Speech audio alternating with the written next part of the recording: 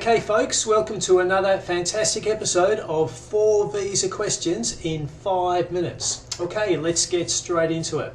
Question 1. My partner has good English skills but is aged 46. Will they be able to provide extra points when the points test changes in November? Okay, that's a great question. As many of you will know, from the 16th of November, the department is going to change the points test for all the points test categories. So the new 491, the 189, the 190, the 489 will disappear by then. So they're going to especially give different points for partners. So they're going to give 10 points if you're completely single. They're going to give 10 points if you have got a skilled partner, skills assessment in an occupation on the 189 list, as well as that person having competent English. They'll get 10 points. So that's 5 extra than what they got before. If you have a partner who hasn't got those skills but has got competent English, you'll get 5 extra points. And if you have got a partner who is not skilled, not competent English, you'll get 0 points. So taking the example there where someone is age 46, in the past that person would not give any points at all for a partner. But our reading of the legislation is that the option of having a partner who hasn't got skills but has got competent English, there's actually not an age criteria against it. They haven't put an age criteria in there. So you can have a 46-year-old partner on your application. You need to make sure they can show they have competent English, because that'll give you 5 extra points. So a bit of a bonus for those people with partners aged over 45. Okay, question 2. I've been waiting over a year to be invited for a 489 family visa as a mechanical engineer. I have a brother in Perth to sponsor me. Can I get an invite? Okay, so the 489s have had a really tough run, family sponsored, over the last probably 2-3 years maybe. They're only getting 10 invitations a month, and those 10 invitations generally do not go to pro rata occupations because of a particular policy the department have to give all invites to 189s for pro ratas, and by then there's none left to give to the 489s. So you're a mechanical engineer, pro rata occupation, almost no chance to get a 489 visa invitation. After the 1st of July, look, we don't know the 489 numbers. What we do know is it's closing on the 16th of November 2019. Because you have 60 days to have 60 days to accept an invite, if we take 60 days back from the 16th of November, it means no one can really get an invite after the 16th of September, because they won't have their 60 days to lodge before that visa category closes. So we think that category is going to close 16th of September, and so little chance you'll get an invitation. And sorry to keep giving you bad news, but I mean, our job is to make it very clear where you stand so you can make a good decision. Perth is no longer going to be a regional area. So a brother living in Perth is probably not going to help you for the new 491 visa from the 16th of November either. Look, the 491 will have a lot of options. Maybe your state will sponsor you, but your brother in Perth is not going to help you in this process. Okay, question 3. I've been working as an accounts assistant, but my manager can give me a letter as an accountant for work experience. Is that okay for a 189 points test for work experience? Okay, so I'm not sure what you would expect us to say, but definitely not. I mean, you cannot change your job just in order to lodge or claim points. That's going to fall over somewhere along the way, and obviously in the end you're giving a false statement. In terms of your job as an accounts assistant, it really doesn't matter about the title. The department doesn't really care what title is on there. They care about the duties of the job. So you need to show you are doing the duties of an accountant for at least 20 hours a week. Now that gives you a bit of flexibility. You might be working 38 hours there a week, and a lot of your work might be as a bookkeeper, but maybe you're doing some work as an accountant. You need to show in your work reference you're doing the duties of an accountant for at least 20 hours a week. And then the department will also probably look at your salary. How much are you getting per hour? Accountants typically get $25, $26 an hour or more, and a bookkeeper typically gets $23, $24 an hour or less. So that's a bit of an indicator to them as well.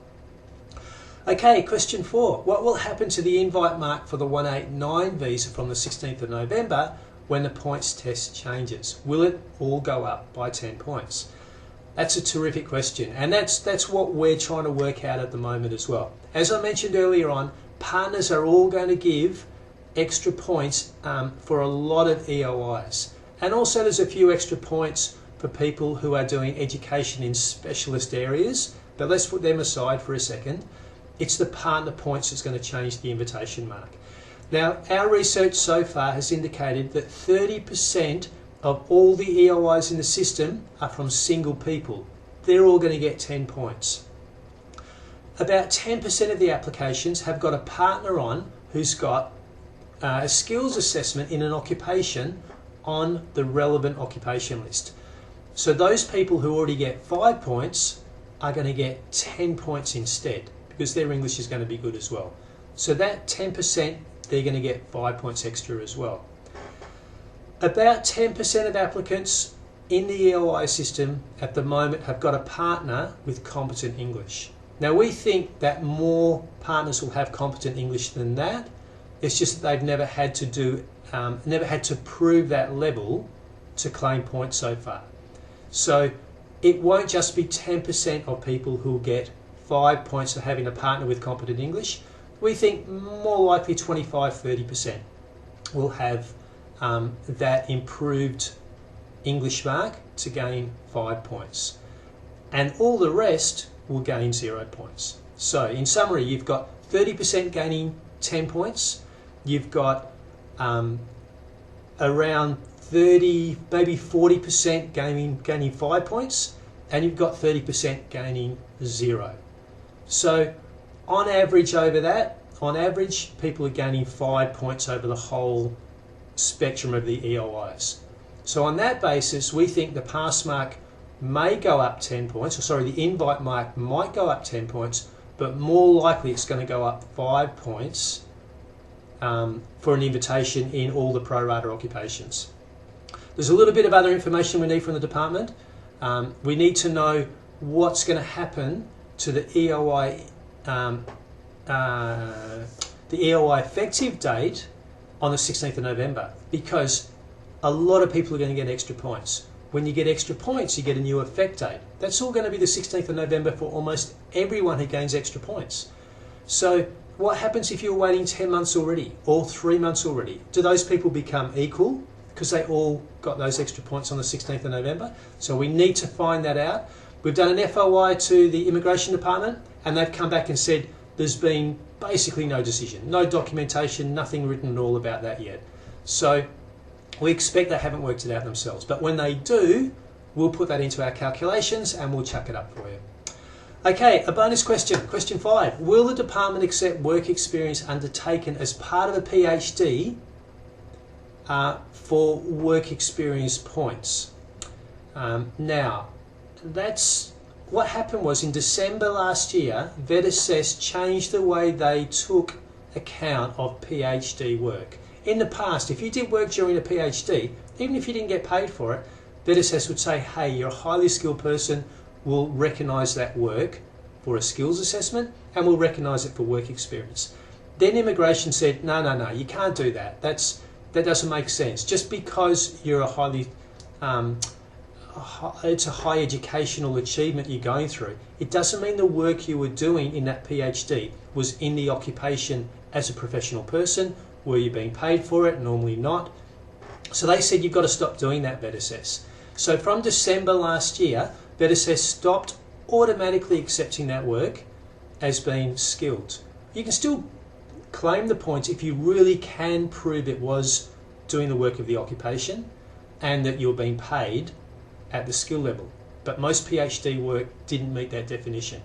So we went back to Immigration and said, well, hang on, what about all the people who already got assessments that were lodged before December last year and you changed that policy? Will you still accept that? And they've come back and said yes. If VetAssess accepts your PhD work in the past, then you can still claim the points. But anything after December last year, you can't claim those points anymore unless Vet Assess think you're actually professionally doing the work and being paid professionally during that time. Hope that makes sense. Okay folks, that's it. So if you want us to manage your visa application or have some questions on anything to do with the process, email us at migration@iscar.com. And if you're really serious about keeping up to date with all these skilled visa opportunities, you need to subscribe to our monthly visa report. Okay, it estimates when you might get a 189 invitation, what happens if you get 5, 10, 15 more points, how quick will the invitation be. It also, for your own personal occupation, tells you what regions are sponsoring you, which states are sponsoring you, and it also talks about the new visa categories coming up, the 491, the 494. So it really is actually directed at you personally in terms of your occupation and your points. So if you're interested in that visa report, it really will help you a lot going forward. Simply go to our webpage, www.iscar.com, and click the visa report button, and you can have a look at what that product's like. Anyway, that's it for this episode. Hope you have a fantastic weekend.